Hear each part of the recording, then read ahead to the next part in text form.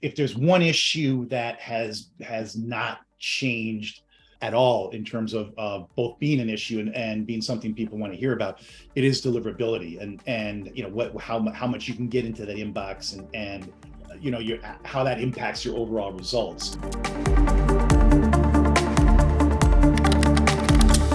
I'm thrilled today to have our guest, Chris Marriott, on our podcast. Chris is the president and founder at Email Connect. Chris, welcome to the show. Hey, it's great to be here, Jason. Thanks for having me. Data is always a great discussion topic. As a little background on me, Email Connect, we've been since 2012, which seems hard to believe every time I say that. I've been helping brands in the vendor selection, the MarTech vendor selection space, primarily around ESPs, but more recently around CDPs as well. And basically, brands hire us to help them through the RFP process. So we get a very good look at the MarTech landscape every year due to all the presentations that we see. So I feel like one of the real values we bring to brands is that understanding of the MarTech landscape and emerging stars like Simon Doyle. Yep. Well, in the grand scheme of things of the internet, I guess 11 years is a long time. It is. But and certainly there's sort of a lot has changed, both in the internet and today we're actually here to talk about email. And Chris, you and I were catching up the other day and just talking about really where things have come from a world where just getting the email out and sending a static message to your customers is a big win. To really where things evolve today, where email is actually not even it doesn't have to the plumbing and a lot of the infrastructure that mattered 11 years ago. Today is really secondary to many other considerations. And today we're going to be talking about how data is really the lifeblood of an effective email program. And really specifically, I think in your words, how your email strategy is dead in the water if you don't have a solid data underpinning. And I know, it's one of these things. I'm sure our listeners, when they hear the words come out of my mouth, they're like, "Oh yeah, I get it." But really, when you unpack that around, what it means, to have the data infrastructure in place, have the data strategy in place, have the right, marketing and architectures to enable the data, having the right, teams and strategies and processes, it suddenly becomes incredibly complicated. So, today we're going to take a whirlwind tour across some of these topics. And there's probably, no one who's more experience in the world and has more experience across a diverse set of brands, who are really trying to get email right than Chris. So Chris, let's maybe just kick it off, with where this all came from. You've been doing Email Connect for 11 years, but you've really sort of been seeing the evolution of email for 2 decades. What's happened in particular with the particular focus around the last 2-3 years? Sort of what's changed? Yeah, that's a great place to start, and it's not just the evolution of email that I've been sort of a spectator to in the work we do, but the evolution of the platforms and the changing of the guard in some degree in terms of platforms that were, the go-to platforms and I won't get into naming names, but the go-to platforms of as recently as 6 years ago in terms of, brands saying these are who we want to see in the RFP has almost completely turned over. You see a different set of vendors today, and again, I think that's justified from the brand's perspective, but really, and we're here to talk about data, and I think data is driving a lot of this changing of the guard and the data requirements. If you think about email or even direct marketing historically, the type of data that drove the messaging was data like demographics and geographics and things that had a long shelf life that didn't go stale quickly. But over time, marketers learned, and particularly email marketers learned, that the things that really worked were first-party data and real-time data that tended to go stale really, really quickly. Things like, what did I just browse on? What did I just look at? What did I just buy? All of these, what form did I just fill out? What preference did I just give? This stuff has a very short shelf life. And so the challenge for marketers, and hence the challenge for platforms, became, how do we not only get the data, but we get it quickly enough and can activate it quickly enough that we can actually use it before it goes stale? And we've all seen that the importance of first-party data has become increasingly urgent in a world where cookies are going away. So, to sort of sum up, what's driving today, it's the need for real-time data, but not just getting it real time, but being able to activate it real time. That's really driving what marketers are looking for in platforms today. And frankly, whether you're talking ESPs or CDPs, they're looking for that. And specifically in the last 2 to 3 years, I mean, why is it different today than it was 5 years ago? And what are some of the other shifts in the market or technology that have driven that? Well, I'm gonna nerd out a little bit, but just a little bit. One of the things that has really, I think, transformed the ESP landscape, and frankly, this is CDPs as well, though they're a newer platform, is the rise of the schemaless database. And if you look at the history of ESPs, when they were first launched, and this goes back to the early 2000s, late 1990s, everything was flat file. And sort of the first wave of massive database innovation in the industry, but also that quickly sort of separated the winners from the losers in the ESP vendor landscape, and I'm going back into the first decade of the 2000s, was the rise of the relational database and how that changed marketers' abilities to organize data, and emails marketers' ability to organize and leverage data in a way that just wasn't possible using flat file structures.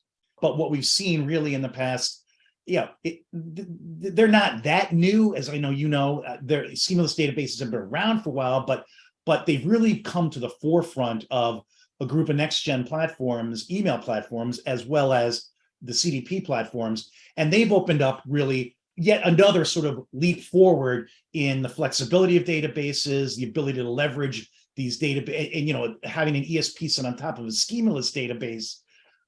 Is that next step forward from my perspective in that activation of data, getting it, aggregating it, linking it, and activating it. Now, I will say, interestingly enough, we talk about this and we're like, oh yeah, we get it. It's not like my clients are saying, I know what a schemaless database is, and I only want to look at them. I don't want to look at relational databases. They don't know that, and there's no reason why they should know that. So it's not like brands are saying, get me the schemaless databases. But when they're talking to me about platforms they want to look at, there is even though despite the fact they don't really know, the ones they want to look at tend to have schemaless databases. And that's, again, driving the ESP industry forward. Again, relational databases aren't going away. I'm not here to say that if you're on a relational database, you're fine. Relational databases still very effective, particularly if you're a retailer. Relational databases can be very effective. So I'm not here to declare the death of the relational database, but I am saying that the schemaless databases are providing a degree of flexibility that wasn't available before. And really, and you said, Jason, well, the past 2 or 3 years has really been the rise of those platforms that are built on top of that. And I think one way we look at this is it's both technology trends that and also just the migration and the influx of technology in the cloud has really enabled a new degree of scale, and whether it's a relational or an analytical or schemaless type of architecture. The cloud represents a new frontier, and just being able to store data 100x over what you could store before. And then with this, it's this sort of market pressures as well. It's the pandemic brought every offline retailer online, and now the online folks are saying we have to go offline. And everyone is now omnichannel. The data is just that much more complex in order to represent it properly. So and you actually touched on a big miss of mine. So thank you. Which was the other big change, as you said, is the rise of cloud-based databases. Who was talking, BigQuery and Snowflake and Azure? I mean, these are all things that 5 years ago, we weren't talking about. And big companies tended to have their own databases on premise. And now all these cloud-based databases with infinite ability to scale is sort of the other side of that coin, I think, driving what's going on with more effective use of data. Yeah. So let's dive into email and some of the core problems. I think, email is a complicated beast, and anyone who doesn't understand email, understands how, effective data-driven personalization, should theoretically drive engagement, that should drive revenue and results. But there's much more to it than that. And email is a special, beautiful platform. And maybe you can just sort of take through some of the core problems, starting with the deliverability, and how data actually plays a critical role in so many of these, challenges.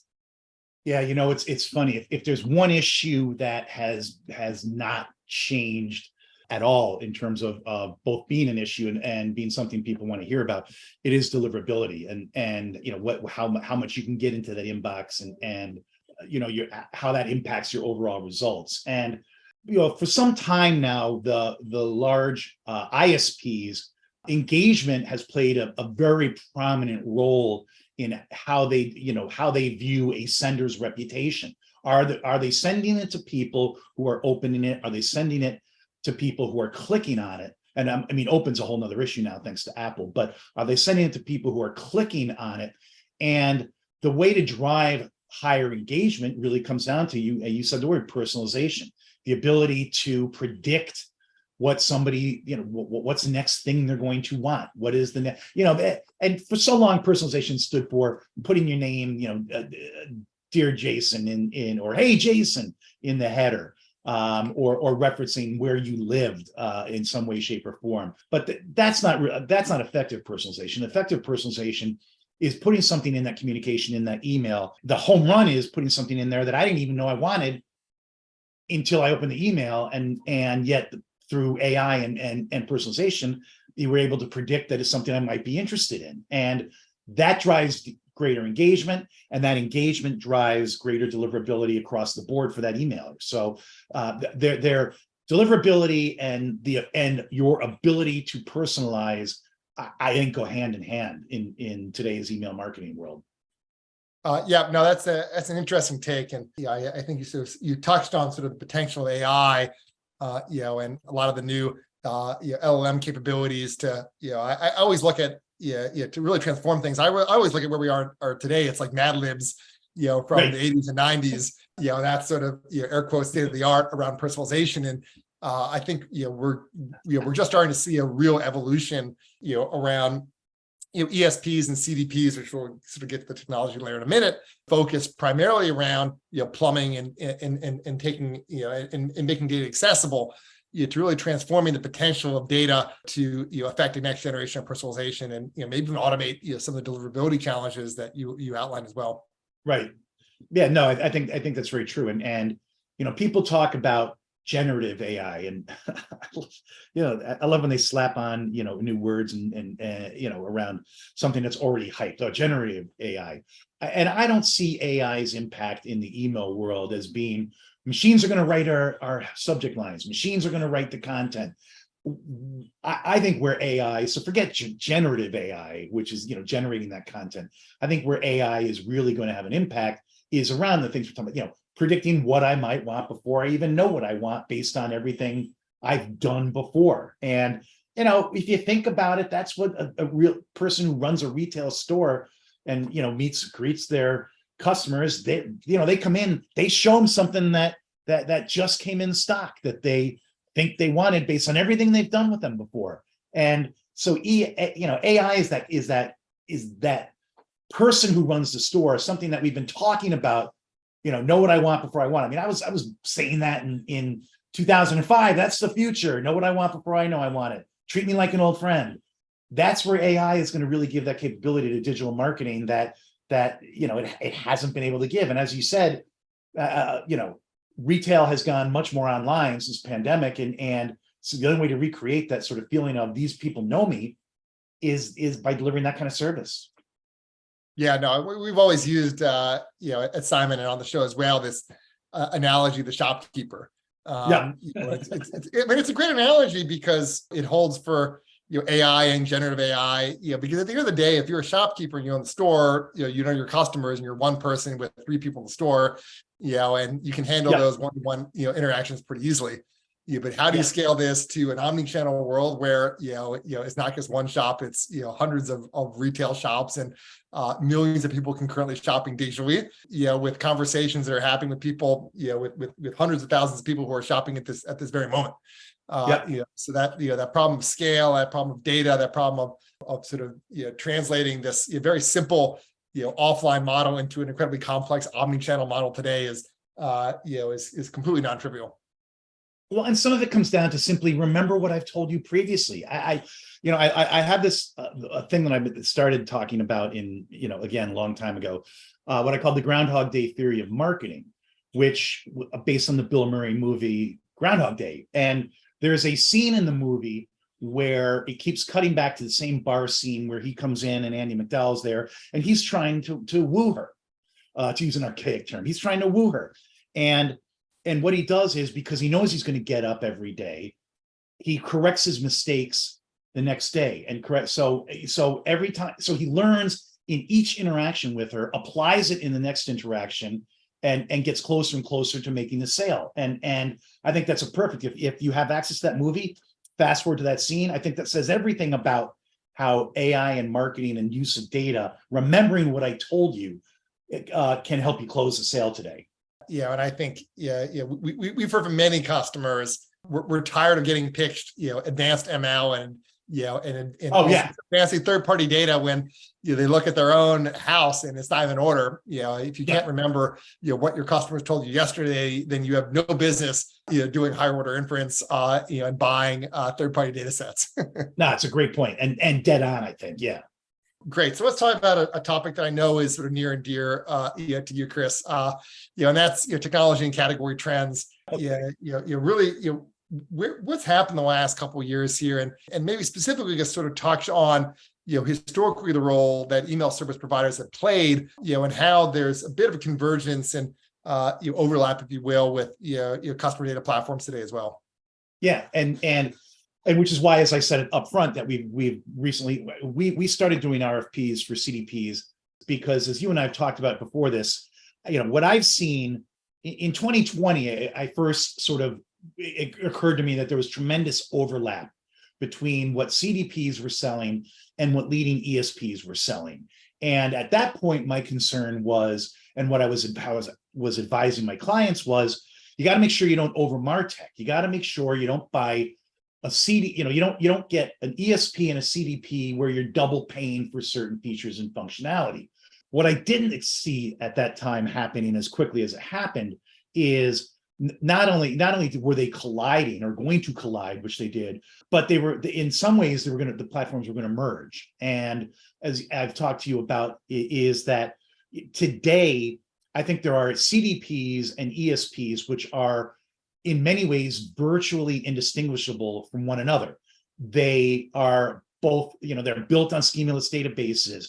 They're both made to manage data and ingest large amounts of data and to deploy these things in a multi-channel way and deploy emails through MTAs in the cloud rather than their own MTA. And if you look at a group of ESPs, and you guys are one of them, or CDPs, and you guys are one of them, I think it's the future of the ESP platform. And I wrote something in the Only Influencers blog this week, earlier this week, and it's last week of July. I don't know when this is going to go up, but where I talked about it in depth. So I won't bore you to death here, but where I really see these sort of hybrid CDPs and ESPs representing the future of the ESP space. And that's not to say, well, CDPs aren't important, but because there'll always be CDPs that do certain things, as you and I have talked about. But from where I sit, if you ask me what are the leading CDPs, I'd say those that could deploy, not just get the data, aggregate it, link everything, do all the things that we've got CDPs to do to begin with, but can deploy it. I can do my segmentation there. I can do my journey orchestration in there. Things that historically I've been doing in my ESP, which again replaces the need for my ESP in many ways. So, as you and I talked about, I'm running RFPs now for ESPs where I'm looking at including certain CDPs and vice versa, because the labels are meaningless to brands in many ways, as I said earlier, and they should be. What should they care if they know what a schemaless database is or not? What should they care if Simon Data says they're a CDP and vendor X says they're an ESP? If they're doing the same thing and are capable of the same thing, let's evaluate them and see which is best for the client. So that doesn't mean that traditional ESPs that don't mimic CDP functionality are going to go away. And it doesn't mean that traditional CDPs that limited themselves to everything but orchestration and deployment. And, and those tend to be the CDP platforms that IT people love and marketing people are like, meh. But I really see that just, the ESP platforms have historically, when new things have come up that have been of value to their clients, they either buy or build it in their platforms. I mean, we've seen that from, they were, when transactional emails became big, and, you had, and automated emails, easy for me to say, became a thing, the first platforms didn't have them. So what they do, that they bought companies that offered that, or they built it out inside their own platform. The same thing was when journeys were not a thing. The whole journey building suddenly became a thing, and they all built that capability in. I see really the CDP capabilities as being a very logical next stage in the evolution of ESP platforms. And so that's why we were joking earlier. I mean, I think Simon one day may be an ESP in the eyes of the market. And if that happens, that's a great thing. That's not a bad thing from where I sit. That makes a ton of sense. And maybe we can talk about, pulling that thread just a little bit more and talk about where things are heading. And with this, what practical advice would you give to anyone listening today? I thought I knew it all 2 years ago, and even 1 year ago, my practical advice would have been, get the ESP first and then see what you need in a CDP. Now I'm not so sure. I mean, if I'm a company, what I've noticed is most companies in the market to change their ESP are also in the market to get a CDP. And it's interesting that these are, typically both happening at the same time. But what's not happening is the CDP people, people evaluating CDP marketplace, oftentimes, in my experience, have been IT and the analytics team. And people doing ESP are, of course, are typically marketing. My advice would be that's a horrible idea. My advice is that's where you do over MarTech. That's you need to look at your entirety of your requirements and determine if you need both, and you might, and that's fine if you need both. I am not saying that in the next 18 months or the next 12 months, you ought to just get down to one platform. That's not what I'm saying. I'm saying, but if you're looking for both at the same time, your solution might be one platform, and it might come from the CDP side of the ledger or the ESP side of the ledger in the near term. But the worst thing you can do if you're the C-suite is let two completely different parts of your organization evaluate these two different types of platforms, because that's a recipe for platforms that are going to massively overlap, and you're going to be paying too much. Yeah, no, and I think putting the cost aside, which is obvious. I think there are broader macro trends we see as well. One of the big things that we're pushing on and seeing at Simon data is really how cloud-enabled data infrastructure and CDPs are converging.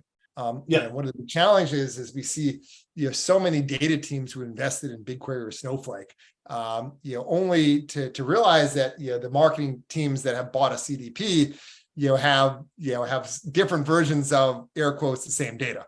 Which effectively means you have two different versions of the business, which make it incredibly difficult to reconcile what's going on. And the cost issues are certainly one consideration when you're copying the data twice. Yes. But if you really want to develop a real enterprise and global and centralized view of the business that aligns data science and marketing and your BI team and quite frankly the reports that your CEO shows the board, if you want all that to be the same, then you really need a unified data layer to drive it all off of. And I think even 3-4 years ago, that was sort of a concept that was foreign. And today, I think a lot of brands are starting to get that, and there are many benefits as well. Yeah, well, the irony is CDPs were meant to resolve once and for all. This is the database of record. This is the golden record of the customer. And to your point, we're still seeing organizations that have that, this department has their golden record, and this department has their golden record, and you're still moving data back and forth and syncing data. And let's face it, the less you have to do that, the better everyone is, and the better your marketing is.